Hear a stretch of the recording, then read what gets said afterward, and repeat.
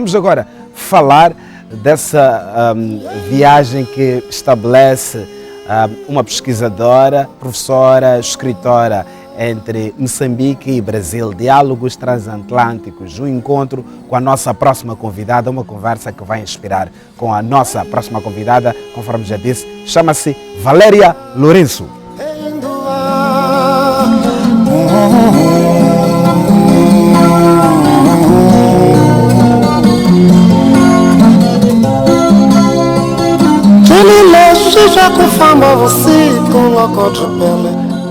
Olá Valéria, bem-vinda. Como é que estás? Ótima, Ótima, né? Mais feliz. Mais feliz. Então, o frio de Maputo. É comum que sempre que vens a Maputo encontrar estas temperaturas baixas? Não, né? É minha terceira vez aqui. Eu sempre vim em dezembro, janeiro, então é a primeira vez. Muito verão sempre, né? Então nós temos muito verão e acho que assim como o Brasil, Moçambique é um país tropical. Muito verão. Então, como é que está a ser essa jornada pela terceira vez em Moçambique? O que tem sido marcante ao longo dessas três ocasiões em que visita Moçambique e realiza o seu trabalho? As pessoas, as histórias. E eu estou aqui para pesquisar histórias, realmente. Agora histórias de mulheres, mas as duas primeiras vezes que eu vim aqui foram de visita, de férias. Então, e agora eu passei 4 meses no país, já estou no final da jornada, já estou quase indo embora, então estou em contagem regressiva, sofrendo muito, não vou negar. Mas o que mais me marca em Moçambique é o povo moçambicano, é a forma como eu sou acolhida nessa terra. Okay. De certo modo, sendo brasileira, negra, vir a Moçambique tem alguma importância de, digamos, reencontro consigo mesma? Uma espécie de compreensão de forma mais profunda da tua própria ancestralidade, origens, algo que se pareça com a sua essência? Sim, demais, Davi. Apesar de eu estar no segundo país do mundo com a maior quantidade de negros, que é o Brasil, a gente só perde para a Nigéria. Nós somos mais de 50% da população de negros, o Brasil são 200 milhões de habitantes. É um continente? É um continente. Ainda assim, dependendo dos espaços em que eu ando no meu país, parece que eu estou em países europeus, Alemanha, França. Então, quando eu chego a Moçambique, que eu olho para todos os espaços e vejo pessoas parecidas comigo, com meus filhos, então eu me sinto em casa. Okay. Para quem vive em Moçambique e nunca viveu fora desta realidade, ouvir isso parece clichê, parece suave, parece mais uma conversa, mas é extremamente profundo. A questão do racismo é um assunto bastante sério. Ou seja, para quem é negra e vai a um país onde encontra outros negros, é a oportunidade de se sentir normal, de ser olhado de forma normal. É disso que estamos a falar? É isso, eu saber que eu vou ao banco e vão ter caixas negros, coisas simples, pessoas que vão me atender são negras. Eu vou ver um outdoor, eu vou ver um apresentador de TV negro, eu vou ver novela com todos os personagens negros, então é como se eu estivesse num mundo paralelo. Eu estou vivendo um sonho. Então. Uau. E agora pesquisar sobre as histórias, está aqui a cumprir o seu doutoramento e que através dessa bolsa está aqui em Moçambique para realizar esse trabalho. Que histórias procuras? Então, o doutorado, vim fazer 4 meses de pesquisa aqui em Moçambique, pegando as representações de mulheres moçambicanas na literatura moçambicana. Então eu peguei alguns autores e autoras de Moçambique, como as mulheres moçambicanas são mostradas ali, são representadas. E fiz entrevistas também com algumas mulheres moçambicanas para saber o que é ser mulher moçambicana, esses sonhos, esses anseios, as lutas, os desafios. E quando eu voltar para o meu país, eu vou fazer um comparativo dessas histórias com as histórias de mulheres quilombolas brasileiras. Para ver o que se parece ali, o que a gente tem de comum, e tem muita coisa. Ok. Por que as mulheres quilombolas? Muito bom. Porque é o meu tema de pesquisa, então eu já estava fazendo doutoramento com mulheres quilombolas, que são mulheres que vivem em muitas áreas do Brasil, que por vezes têm falta de políticas públicas de qualidade, que têm ausência de acesso à saúde, a uma educação de qualidade. E são mulheres que contam também as suas histórias e que só agora estão sendo representadas na nossa literatura. Então isso que me chamou a atenção, então, para focar nessas mulheres que, apesar de estarem lá desde a época da escravidão, só agora a gente está dando um olhar para elas na literatura. Okay. E o que é muito injusto, e o que o Brasil perde ao ignorar essas histórias, essas narrativas e a construir sobretudo esse deserto à volta da memória da qual são depositórias essas mulheres quilombolas? A identidade. Tá. E acho que você falou uma palavra importante, a memória. Então, um país que não tem memória, um país que não valoriza país sem alma, né? a sua memória... É como uma família sem um álbum de fotografias. Não dá, né? Para a gente deixar de olhar o passado e aprender. A gente aprende muito com essas mulheres. Por exemplo, são esses povos quilombolas, assim como os nossos indígenas, os que mais conservam a mata. Então, no momento que a gente está vivendo aquecimento global, seria muito melhor a gente estar aprendendo com eles do que a gente está construindo. Há muitos saberes que o mundo deverá buscar, sem dúvidas, dessas comunidades, né? Sim, exato. Eles têm saberes ancestrais, são povos autóctones, então eu sempre falo com os meus alunos, se acontecesse hoje uma inundação no mundo, eu não ia poder ficar escrevendo livros, eu ia ter que aprender a caçar, a colher, a plantar com essas comunidades. Convivem em harmonia com a natureza, né? Sim, Convivem. sim, as plantas, os saberes das plantas ancestrais. E agora as histórias moçambicanas, com as mulheres que contam essas histórias, mas o tipo de mulheres que vivem nessas histórias. O que mais te impressiona e que também te intriga nessas histórias que vais descobrindo e vais ouvindo? São histórias muito parecidas com as nossas na questão da superação. Então são mulheres... As lutas são iguais, né? São iguais, são mulheres, eu encontrei mulheres que passaram por violência baseada em gênero, que perderam filho, e todas elas têm aquela... olham para o futuro e falam, eu ainda quero estudar, eu ainda quero dar um futuro melhor para os meus filhos. A maioria das mulheres mais jovens do que eu sou uma mulher de 41 anos, então encontrei mulheres mais jovens que já passaram por dores que para mim foram inimagináveis, e elas falam, não, mas eu estou aqui, eu estou viva, eu vou estudar, eu vou dar um futuro melhor para os meus filhos. Isso é muito parecido com a gente, né? Aquilo, eu estou sofrendo, Deus vai contra mim. Não, é olhar sempre para o futuro e de dar algo melhor para os filhos. Exato. Tenho a impressão de ter visto com o Zé Eduardo Agualusa. Sim. Ok. Fala-me da literatura africana, né? Sobretudo essa literatura feita em países que falam português. Sim. É bem verdade que o que há de comum é mais do que a língua portuguesa. Recuso-me a aceitar que é simplesmente a língua portuguesa, mas há tantos outros valores fundamentais, sim, profundos que nos ligam, desde essa origem dos negros, bem antes da língua portuguesa viver e estar aqui como essa herança colonial.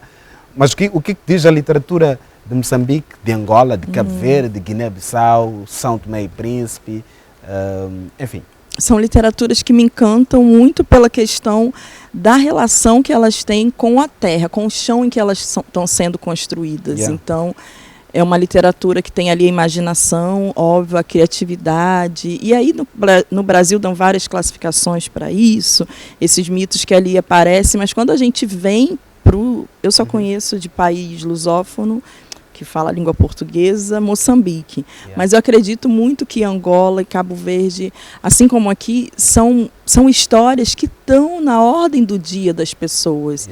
A história que parece que quando a gente ouve, não, essa história não é real, isso aí é um mito que estão inventando. Não, são histórias que as pessoas estão contando ali no dia a dia. Então eu acho que essas literaturas me encantam porque elas estão muito arraigadas nesse chão delas e que também saem dali, fazem a gente viajar, mesmo a gente não estando aqui, e que a gente às vezes, não, isso não é possível. Mas é possível, né?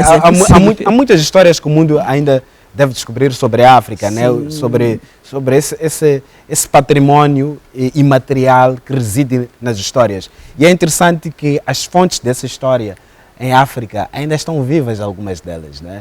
As fontes primárias estão ali. E essas histórias podem ser ouvidas, né, nessas vozes, né? E é interessante por isso, né? A África é esse continente bastante jovem e essa esperança para o mundo. Mas, sem querer fugir de África, uma curiosidade que me ocorre agora, que estamos aqui a conversar, de volta à questão do quilombo, mulheres do quilombo, essa conotação da palavra quilombo, a escravatura, porque eram referidos os escravos nas Américas, não é? E continuar a usar este termo para designar um grupo de pessoas, não acha que é perpetuar esse discurso e trazer ao de cima, num lugar até de prestígio, se quisermos te provocar ainda mais. Sim. Chamar mulher quilombola, é chamar essa mulher carregada desse carimbo da escravatura. Será? Não, adorei a provocação, porque a gente está vivendo um momento no Brasil em que a gente está ressignificando vários termos. Boa. Por exemplo, se você me conhecesse em 2010, antes de eu entrar na universidade, você falasse, Valéria é uma mulher negra, eu ia brigar com você, porque eu me chamava de morena. Hoje eu falo, eu sou uma mulher negra. Então a gente está ressignificando termos. O quilombo foi muito ligado, sim, desde a época da escravidão, da época da colonização portuguesa conosco, a um grupo de escravizados fugidos. Sim. Então, até hoje, Davi, é muito comum você ir em alguns lugares no Brasil e falar, isso aqui é uma comunidade quilombola, e eles falarem, nós não somos isso, porque ainda tem um resquício de um lugar em que era um grupo de escravizados fugitivos, bandidos. Então, eram sempre ligados à criminalidade. Mas agora a gente está tendo muitas leis recentes, e aí a gente teve a lei que, para mim, foi um marco na luta quilombola, que foi o Decreto 1000-4887, em 2003, no Brasil, em que falou o que era quilombo. Eram essas comunidades tradicionais, com saberes próprios, com histórias e narrativas próprias. Então, foi uma das primeiras vezes que a gente deu esse outro olhar para o que era quilombo numa legislação, na letra da lei. Então, eles hoje já se identificam, não todos os quilombos do Brasil, mas a maioria já fala com orgulho, assim, somos quilombolas, temos história ancestral, temos um vínculo com a cultura ancestral, é isso. E esse trabalho de ressignificar esses símbolos que a história foi construindo, e alguns desses símbolos não só se limitam a serem necessariamente designações, mas também são espaços, o espaço, Exato. a questão dos espaços. Fale-me da luta e do sucesso de ressignificar essas designações imateriais, mas que materializam uma forma de tratamento, materializam um discurso racista, opressor, mas os espaços que também acabam por ter esse poder opressor e de exclusão, desde as universidades, o campo de tortura dos escravos, etc. Como é que é essa luta e quais são as complexidades de ressignificar esses lugares e esses artefatos históricos?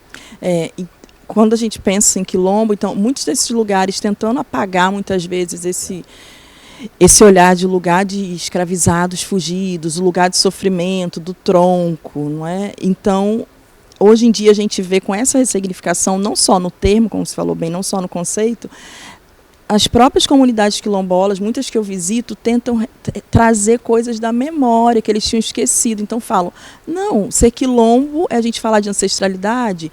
Vó, vamos lembrar aquela dança que vocês faziam quando eram pequenos. Então também tem todo esse processo de ressignificar, de resgate dessas histórias que por muito tempo falaram, não, isso é feio, essa dança que a gente faz é feia. Tem, por exemplo, um quilombo em que eu pesquiso no Maranhão, que é a dança do nego. Nunca teve isso, né? Até onde eu sei, de falar que era uma dança feia. Mas os jovens hoje em dia já têm muito prazer em sair, serem convidados e falarem, olha a dança que a gente faz, é a dança do nego. E são convidados para ir em outros espaços. E a universidade também entrando para fazer pesquisa, é uma possibilidade deles olharem e falarem, não, então a gente está sendo valorizado. A universidade entrando aqui para contar a nossa história.